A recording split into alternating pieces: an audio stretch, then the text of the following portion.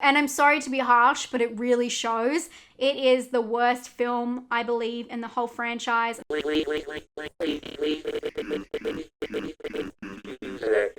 Paranormal Activity. Credited with bringing back the polarizing found footage subgenre, Paranormal Activity took shaky cam to the next level, laying down a foundation for the franchise that was grounded in the idea of ordinary people capturing extraordinary things in their home. Not only was the original idea founded on this premise, but it was also wrapped up in improvisation with the actors, with even the director unsure of how it will end. The first Paranormal Activity was a hit, and mainly that was because of what it didn't show in the trailer. Its marketing campaign aimed to give the audience a peek into the reaction of cinema goers, an experience they just needed to be in on. After the wild success of the first film, producers took advantage of the open ending. Yes, I know there's a couple of different endings, but we will get to that. They decided that the strange clues left in the first original film would weave into a storyline that can be found throughout the whole franchise, morphing it from a paranormal story into more of a demonic story about rituals and a coven. Today I'm going to delve into this series and rank them from best to worst. I'm going to talk about special effects used within the films, reveal my favorite scares, and talk about all of the flaws along the way. But there's more. I am so excited to announce that today's video is a collab with my friend Sarah from Possessed by Horror. Possessed by Horror is a YouTube channel that covers reviews, horror commentary, lists, and more. I love watching her channel because she is not afraid to speak her mind, and that's something I really admire and respect about it. I also love just delving into someone else's point of view on horror. I think it's really interesting to see how other people perceive horror, because that's what it is. It's all about personal interpretation. So I really recommend checking her channel out, but of course checking out her video. She's told me that her picks may be a little bit controversial, so I'm very excited after posting this to go check out Sarah's video, so make sure you do it as well. So of course I've left the link to her video down below, make sure to check it out, and thank you again Sarah for collaborating with me. Also, I'm just realizing right now that a lot of people are going to be kind of shook that we're two different people. If you hadn't picked up the accent already. Whoa! And before we get into it, I do want to shout out Maya on Twitter. You are a very clever person. Okay, there is 6 paranormal films, and usually I would go from worst to best, but because of the way I want to convince you of my opinion, I'm going to go from best to worst. Don't worry, they're not all in order. And also, a spoiler alert, I'm not going to spoil any of the major storyline, but I will be showing some scares that might ruin them for you, and I'll be talking about minor plot information along the way. So now I'm sure you probably all know what my pick for the best Paranormal Activity film is. It's Paranormal Activity. Paranormal Activity follows the couple Mika and Katie, who are experiencing strange energy in their new home. Mika buys a camera and the film begins. As he starts documenting around the clock, the energy heightens to dangerous levels. There's a couple of reasons why the first one just works. It's the level of movie magic. The film isn't centered around CGI or visual effects, although there are a couple, especially towards the end. Instead, it's what I like to call movie magic. This is the crew knocking on walls, moving things with strings. Pretty much practical effects that when the tension is built, it really gets you going. Gets the people going. This film at its core is about the droning tension. Another reason why this film just works is because of its unique audition process, which carried on throughout the film. When auditioning, actors walked straight into improv with the director. Some of them didn't even understand that they were doing improv, and they lasted up to 30 seconds. This is exactly how director Oren Peli wanted to work, with a rough outline guided by the actors' improvisation. In fact, everyone, including the director, didn't even know how the film was going to end when they started shooting. I believe it's the director's passion for the film that kept this unique energy in balance. He was very serious about what he wanted to create, and the film itself was actually based on his own experience of paranormal activity in his home. In order for this to work organically, the actors were kept in a state of reality. They were just hanging out like they were a couple, and the crew would just shoot them. And this would happen until a planned event took place, and then from there, they would get direction from the director and improvisation would still continue throughout that scene. It was a very raw, method-like structure, and it's also why Katie and Mika kept their names. That's their real names and also their names in the film. Of course, at this time, they didn't know that the first film was going to create a formula for the Paranormal Activity films. All the films have the same kind of procedure, building tension, then they crack it with a joke that is usually a fake jump scare followed by actual danger. And last but not least, what I think is the most important element of a Paranormal Activity film, of course, is the soundtrack. And no, they don't have any music.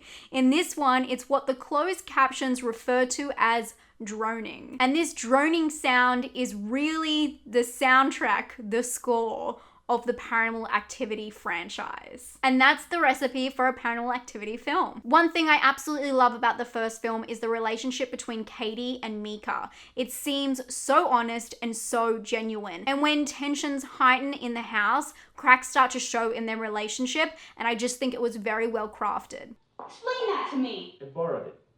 You know, I don't care what you did. This film really blew me away because of its slow progression that all of a sudden hits you in the face. One moment you're annoyed by Mika's antics and the next you're fearing in your own home. Honestly, I really do think it all comes down to the improv that creates this organic tension that has a profound effect on the audience who are watching it. And this makes it my favorite film of the franchise by far. It also doesn't have that weird tie-in story that just gets stranger and stranger the further you go on down the franchise. At this point, it's just about humans reacting to each other and not really this crazy storyline about witches and demons. A little bit about demons already, but not completely about Toby and all that nonsense. The crazy thing for me is I rewatched all of these films for this video and I could not pick the scariest part of this film. I could pick them for all of the others, but my favorite one, I don't have one scary moment.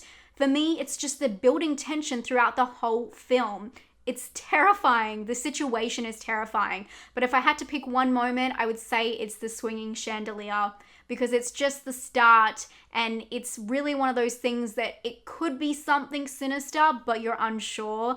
And that's when the unknown really gets you. The film is short and sweet, even with its 3 endings. And yes, you heard me right, 3. 1, Katie ends her life. 2 is the very familiar one that we all know, where Katie exits. And I know you know what I'm talking about because the only reason that this one is accepted as the actual ending is because it's the only one that makes sense moving forward, that the rest of the franchise can exist. And the third one is actually a secret ending that I have no idea what it is, but they did film it and they have confirmed this, and not a lot of people have seen it. If you have seen it, please let me know down below what happens. Okay, we're on to my second favorite from the franchise, and I promise they're not all gonna be in order, but this is Paranormal Activity 2. I'm sorry. Directed by Tom Williams, Paranormal Activity 2 follows Christy, who is Katie's sister from the original. The film is about Christy's family who starts to experience a similar phenomenon to Katie, with Katie appearing throughout the film as 1 and 2 overlap in time. Of course, being a fan of the improv shooting style from the first one, I'm gonna love the second one because it does follow really closely to that nature, and later in the franchise they begin to trickle out this shooting style. It also is one of the only films that I feel like has a good excuse for filming every single moment. As they start, it's Hunter, their newborn baby's first day coming home, so they're recording things for him. And then later in the film, there is a break-in, so they put in security cameras around their home, and from that, you're watching that camera footage. From this one, we start to see a new idea brought to the forefront of each film, giving it a little bit of a different taste and putting in some different technology, and this one, it is the security cameras. It also has the mark of a good Paranormal Activity film, lots of droning. It has the fake comedy scare when the daughter finds poop in her bathroom and the pool cleaner that jumps out of the pool. But also, Paranormal Activity 2 has what I believe is the most genuine shocking scene in all of the franchise, and this is because it was genuine. This is, of course, the kitchen cabinet scene. And on a horror panel in 2018, the actress described how the camera crew set her up. She thought that only one cabinet would open and instead the whole kitchen explodes. And it's a shocking moment not only for the actress herself, who completely loses it, but for the audience. And I think it's one of the most genuine moments in the whole franchise. Once again, practical effects teamed with found footage make for an honest scare that I feel like could happen to anyone who is experiencing the same level of haunting. I also really enjoyed the housekeeper in this one. I thought that she was so candid and so great in all of the scenes. And with this kind of storytelling and improvisation, it's very important that the actor is believable, obviously, because it could either make or break all of the reactions. Candidness is so important in found footage. And now let's go on to my third pick, which is Paranormal Activity 4. Paranormal Activity 4 was directed by Henry Joost and Ariel Sharman. Sharman may sound familiar because he is Neve's brother. Duo Joost and Sharman helped create the Catfish documentary, which invented the term catfish itself and of course the TV series. Okay, I know it's off topic a little bit, but I do think it helps creating this experience as a reality found footage horror. They also created the film Nerve as a duo, and this is their second Paranormal Activity film. Something else I think is important to know about Paranormal Activity is that one of the writers, Christopher Landon, he did 2, 3, 4, and 6. He is the director of Happy Death Day and recent film Freaky, which stars Catherine Newton. Yes, I'm aware I look like this right now, but I only mention this because Catherine plays a character in Paranormal Activity 4. Thumbs up if you learned something new, and thumbs up if you think I'm doing way too much research. Paranormal Activity 4 takes place 5 years since the disappearance of Katie and Hunter, and at a seemingly unrelated residence, a family's dynamic shifts when their neighbor, a strange young boy, lurks their home. Suddenly, the boy's mother had an accident and the boy must move in with the family, bringing a darkness with him. By now in the franchise, we've already seen a huge shift from the original idea of Paranormal Activity being about the paranormal stuff to the idea of Toby and the storyline. Obviously, I am not a fan of the storyline and the direction that these films took, but what I am a fan of in this film is the technology and the new element this film brings to the table. And it's something that is so clever because it was very on trend at the time and familiar to all audiences. I'm talking about the Xbox Kinect. As stated before, each film brings something new and a way to play around with capturing an entity on film. And in this one, they use the camera to pick up the Kinect sensor dots, and it's an eerie yet exciting experiment that creates an immersive experience for the audience. Now, they aren't only looking for a ghost dwelling in the shadows, but they search the entire frame for strange activity. They also have this great element, which is the voice alert of each of the doors and security breaches in the house opening. So if, the front door opens, it would say, "Front door opened." And it's a really cool new way to bring in that kind of technology just by using sound. It's really great adaptive technology that can scare the audience just by the idea of a door opening. It's very clever. I also really enjoyed the performances of the 2 lead teenagers. Their reactions were honest and their chemistry just made sense. But what didn't make sense is why they were filming and what they were filming. Sure, the Skype calls, that makes sense, and we've seen that before. But it got to a point where they would go into the kitchen, have a conversation with the mother, and still be filming it while she's cooking up dinner. It just, there's no way kids film everything on their phones. I'm sorry, I just don't buy it. Not every conversation. They were filming things before they even decided to document what was happening in the home. The film does follow the formula with the classic fake jump scare. It's her falling onto the bed, and then there's also a cat that goes into the frame. Besides this, there's the normal droning, and then there's a step up in the effects with a levitation scene, which I think might be one of the more scary moments of the film. But for me personally, the scariest moment of the film was done in acting. It's when the girl goes downstairs, closes the garage door, walks away, and then the voice command says, "Garage door opened." And the horror in her face at that moment is just priceless as she's turning around. It's great acting, it's great movie magic, and it's a use of modern technology.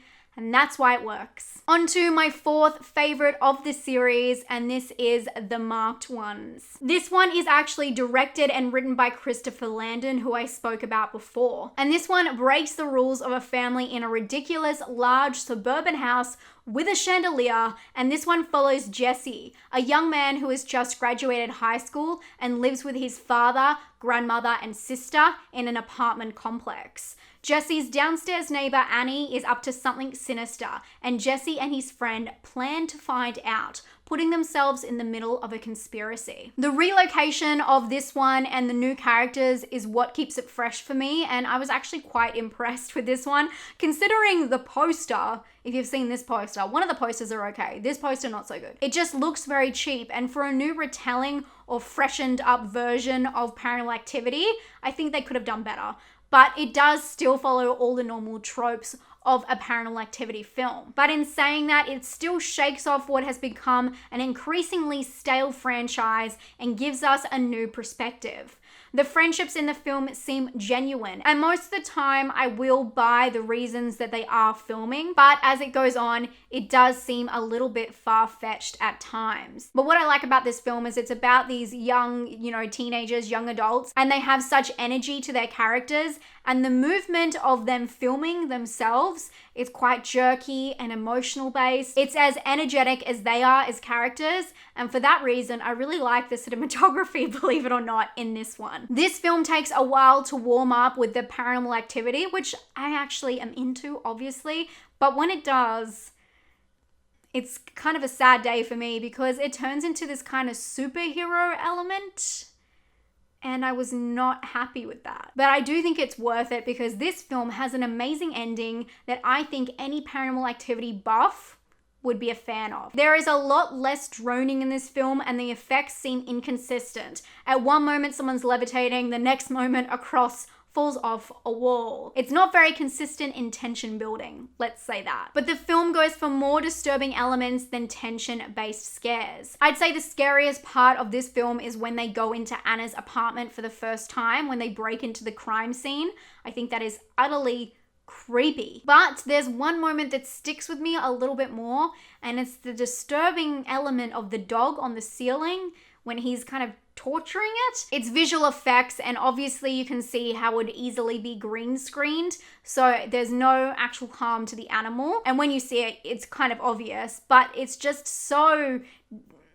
it's disturbing that he's doing that. And I think that really threw me for a loop because there's nothing in this franchise that is really disturbing except for that. Other than refreshing the whole brand by putting this in an apartment complex and giving it a new perspective, this film does keep to the formula of a normal Paranormal Activity film. They have the funny jump scares. In this one, it's when they're in Anna's apartment and the friend jumps out to scare him, and it does have the little bits of droning towards the end. Overall, I'm not a fan of the superhuman element of this film. I think it's lame, but I really did like the ending, and it was much better than I thought it was going to be for a film so late in the franchise. Next, at number 5 out of 6 on my Paranormal Activity ranked list is number 3.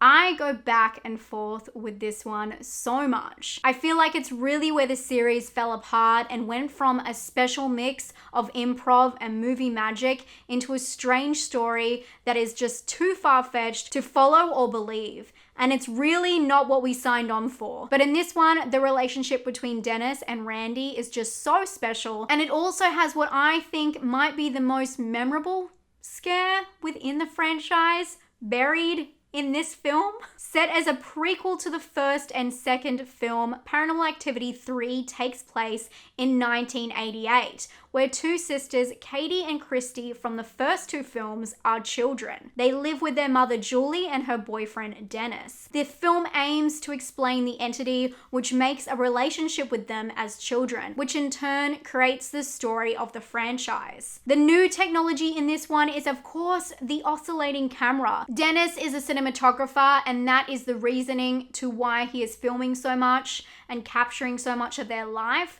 And then, of course, when the entity starts to present itself, he starts to turn the cameras on his family. But because Dennis is experimental with his tech, he decides to take apart a fan and use the base as a way to oscillate the camera, recording the whole family room area. And this creates the best moment and what I think is one of the most creative scares in the whole franchise. Of course, it's the ghost sheet, which appears in one shot and then poof, it's gone. This is creepy stuff and it really does send a shiver down my spine every time, even though I'm not the biggest fan of this film. This film does not have a lot of droning like the others. Unfortunately, it is more about the overuse of computer generated effects. And I tell you what, they are go, go, go from the start. Usually we get a little thud, a little light flickering, maybe some scratching on the wall. But in this one, they start straight up with the special effects and it only gets worse. This is furniture flying around the room using computer generated images, Illuminati signs. I'm joking, I know it's not Illuminati, but come on, this shot just is laughable. And then of course they try and one up the scare in Paranormal Activity 2 by instead of having the cupboards explode in this one, they have all of the furniture fall from the roof. It takes everything that was so genuine from the first two and flips it. And I think this has a lot to do with the lack of improvisation. And I think that that has to do with the fact that they're actually working with kids in this one. Young children that are the main subject of the film that are meant to move it forward. So obviously they can't use improvisation with these kids. It changes the whole feel of the film and it turns into a strange ride that's an unconvincing puzzle. The scariest moment in this film is, as I said, the ghost sheet falling, but a second one comes in with Randy, who I spoke about before, when he's playing Bloody Mary with the girls in the bathroom, and his reaction is so genuine and terrifying. He won me over in that moment. You okay? You okay? That's all right. Oh dear God. If you've stuck around this long, thank you so much for listening to my ramblings about Paranormal Activity. Obviously, I'm very passionate about this subject and it was really fun to rewatch these films and do a lot of research. So if you did find this video helpful or enjoyable at all, make sure to give it a thumbs up. That really helps me out. And make sure to let me know what you think down in the comments below. I can't wait to read your opinions.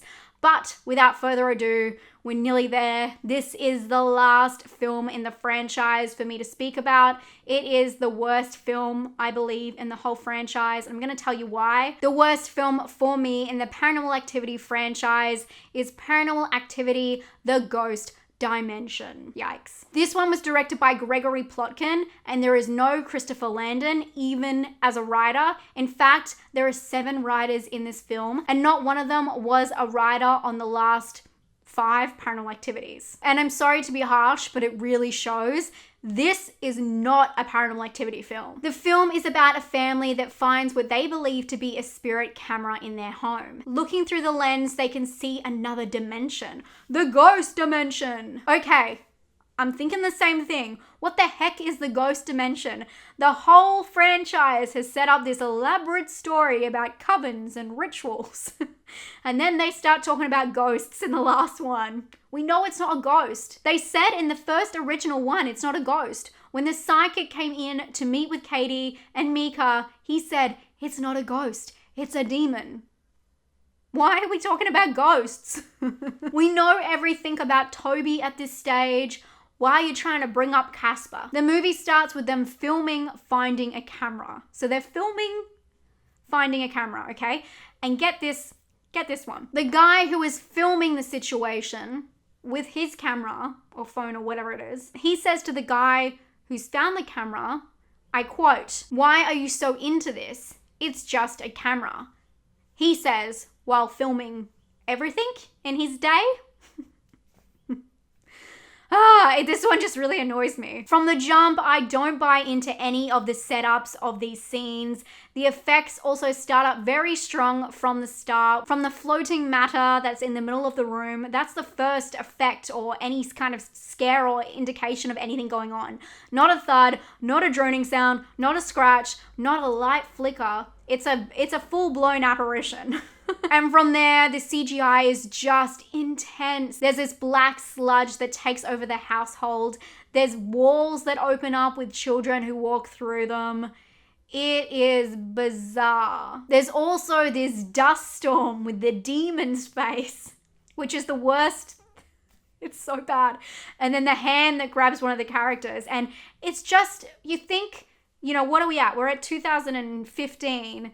The film started in 2007. You think we would only progress in special effects, but no. For me, the franchise has lost all of the charm from its improvisations and reactions to real scares. In this film, they are just reacting to what's gonna happen in post-production the whole time. The new thing that this film seems to bring to the table is the spirit photography. Again, I don't know why we're talking about ghost images in this kind of film. It's so silly at this point. The other thing, I guess, is the black matter, which there is a lot of. Either one, I was not too impressed by. One thing I do think was really cool in this film was the aspect of them playing the tapes and the tapes responding to them in present time. I thought that was a really cool idea, and it would have worked for a film on its own. But them filming their reaction to watching the tape, it was all a bit convoluted.